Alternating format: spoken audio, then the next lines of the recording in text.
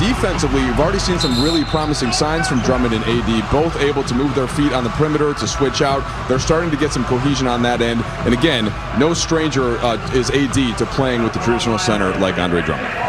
Yeah, I mean, I don't think, as you said, I don't think it makes any difference who's on the floor with AD. He's got that ability. Ready for the Lakers, but it's not in a good way. And bounce now to Cole Anthony, who's having a great month of April. The young man, the rookie, underneath, nobody home, and they give up a dunk.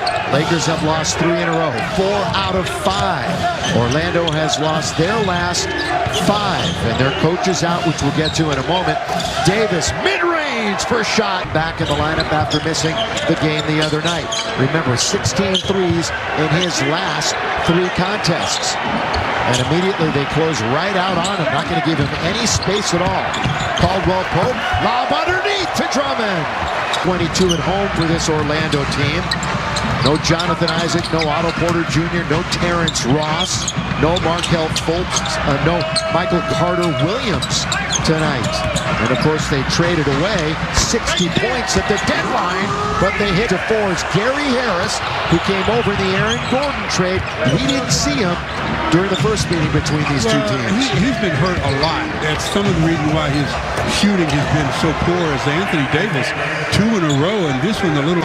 To get back, you got to get those sea legs back. Oh, boy, that's a slam dunk there, boy. You knew that was going to happen. Anything that's a short thing, just call it up. Underneath, and that's going to be off.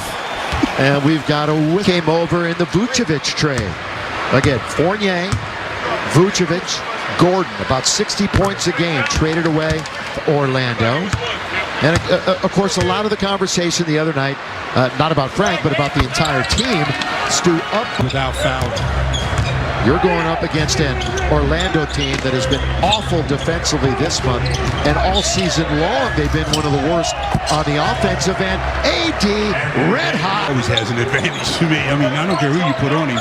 When he's healthy, he's got the advantage. And they're going to double up on him, so they swing it to the wide open KC3. Contavious Caldwell-Pope, what a last couple of weeks for him. They're on the 1 and 2 positions. Lob underneath. That's a Drummond in very deep. And you've got to get him the basketball. And again, as Mike said, interesting to see how the developed chemistry goes between Drummond and non-displaced rib Yes, fracture. Yes. Kind of tough to play this game with that. That's why he was out for a couple of months. Now getting back in. Oh, stepping right into it is Kuz for 3. Yes, sir. Well, there's the great guy. One of the great guys in the game. Former Laker assistant coach. And boy, does he and Natai have a very young team. 5 rookies have been playing for this squad. And by the way, they had a really ugly injury to Devin Kennedy last night, and we really wish him the best too after breaking his ankle. Kuzma hits it from the outside. Defenders on him, and he almost before he came down with it, he had it in the corner to the open man. Kuz is second on this team in 3-pointers per game.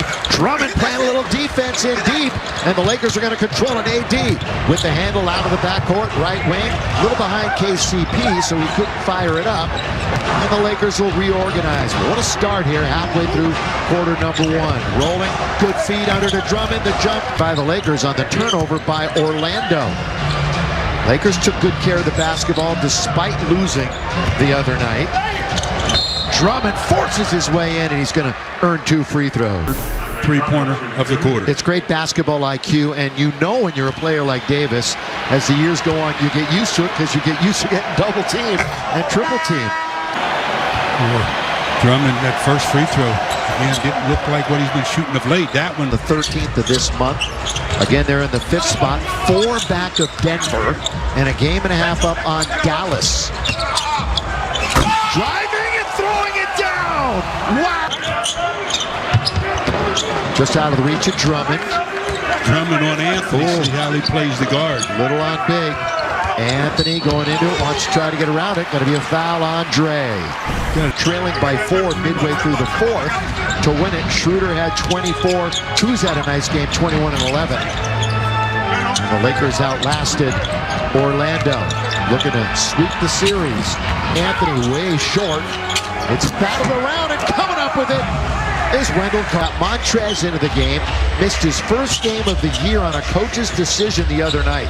He was the only player who had played in every game this year for the Lakers, but sat down by Coach Vogel, giving Gasol time, and it's Caruso attacking and pulling up. He's going to expose the basketball coming up, and that's when you can utilize your hands better than when he's going the other direction. That's Robert Franks, who had it taken away, just signed his second 10-day contract on April the 22nd. Again, they're giving a lot of youngsters an opportunity here at the end of the year when they're not going to make the playoffs. Caruso, corner, KCP.